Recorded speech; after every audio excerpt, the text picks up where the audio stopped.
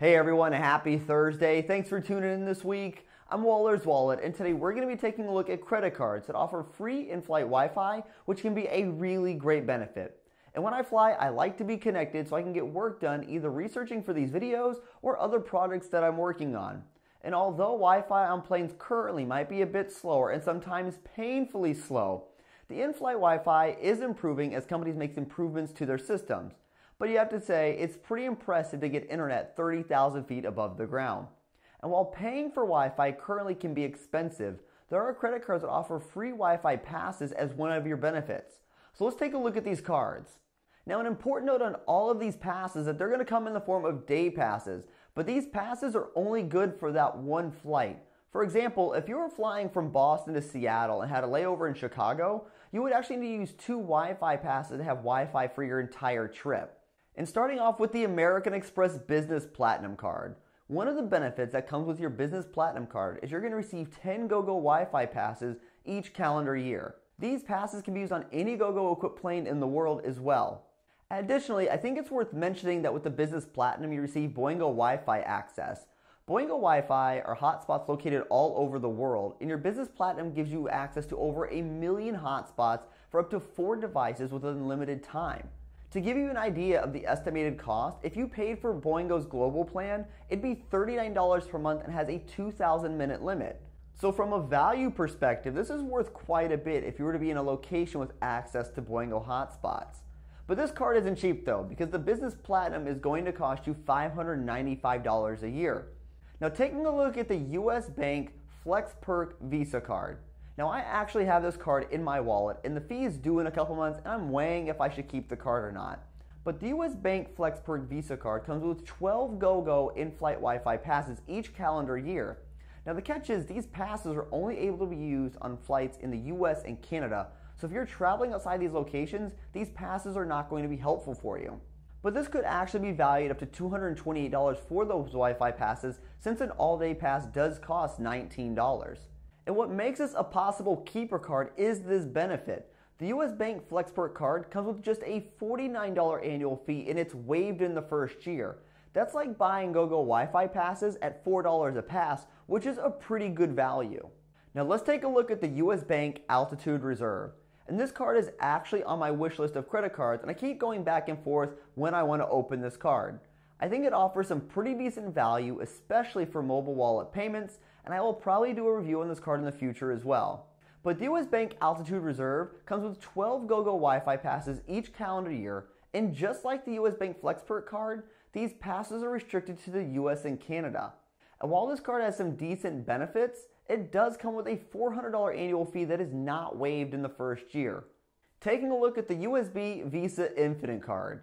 The USB Visa Infinite card comes with 12 GoGo Wi-Fi passes each calendar year, and these passes are similar to the US Bank FlexPerk card where they're limited to the US and Canada.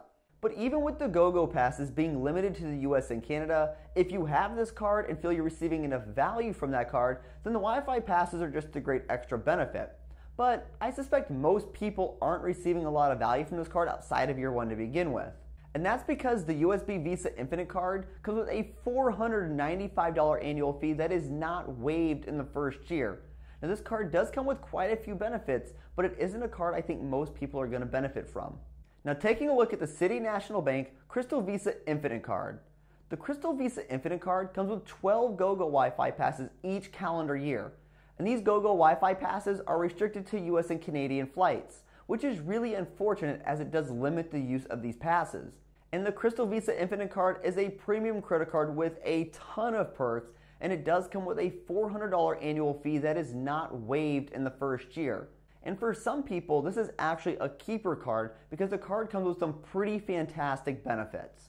Now, a non-credit card way to get Wi-Fi access is to be a T-Mobile customer as well. Now for this option, you don't even need a credit card to receive access. T-Mobile will give you 1 hour of Wi-Fi access on GoGo equipped planes if you're a T-Mobile customer. But if you have T-Mobile One Plus or T-Mobile One Plus International, you can receive Wi-Fi for your entire flight and not just for 1 hour. And lastly, the Discover It Miles card. Now, if you notice a common thing with the other cards, they all give you passes to GoGo, which is great if you're on a plane that's equipped with GoGo Wi-Fi. But more recently, I've been on planes with Panasonic Wi-Fi, and while I haven't had such great experiences with Panasonic Wi-Fi, your GoGo passes just aren't going to help you there. And the Discover It Miles card gives you a yearly Wi-Fi credit of $30 to use on any airline Wi-Fi that you want. The funny thing is though, Discover doesn't actually advertise this on their website. I think this is a great way to get Wi-Fi on a plane, and you don't have to worry about what type of Wi-Fi your plane is equipped with. You just need to pay for your Wi-Fi charge with your Discover It Miles card, and they will issue a credit statement to you.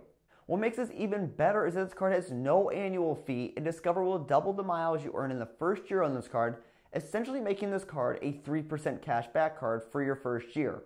And I think what's unfortunate is that most of these cards are for planes equipped with GoGo Wi-Fi, leaving you pretty screwed if you're on a plane equipped with Panasonic Wi-Fi or any other in-flight Wi-Fi provider, which has been happening to me more and more as of recent. So all of my great GoGo Wi-Fi passes have been pretty useless to me, and I've actually been receiving more value from my $30 Wi-Fi credit from Discover because of its increased flexibility, although that's been quite limited based on its $30 value. On top of that, most of these cards come with hefty annual fees, and outside of the Business Platinum, they're all limited to the US and Canada, which I think is pretty bad that those cards don't offer worldwide passes for annual fees of $400 or more per year. And if you wanted a credit card that offers passes worldwide, then you're really looking at the American Express Business Platinum or even the Discover It Miles card. The Business Platinum card is an expensive option, and the Discover It Miles is basically just going to give you 1 or 2 passes per calendar year. But I think it would be great to see these passes switch from being only GoGo Wi-Fi passes to being issued as either a Wi-Fi credit or Wi-Fi passes to be used on any airline with Wi-Fi. Although I'm sure that's unlikely to happen, or if it were to happen, it's going to happen with increased annual fees on those credit cards. Also, as we see the technology improve, we should hopefully see faster internet speeds as well as lower costs for in-flight Wi-Fi. Airlines like JetBlue already offer free in-flight Wi-Fi, and Delta is even talking about offering this for their customers as well.